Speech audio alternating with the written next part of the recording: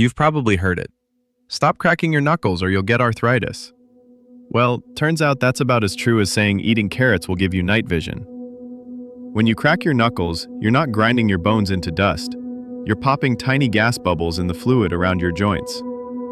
It's like opening a soda can, if your fingers were the can, and you were a little weird about it. Multiple studies, including one from a doctor who cracked only one hand for decades, found no link between knuckle cracking and arthritis. The only side effects? Annoying everyone around you and maybe a slightly weaker handshake if you overdo it. So, feel free to crack away, just maybe not during job interviews.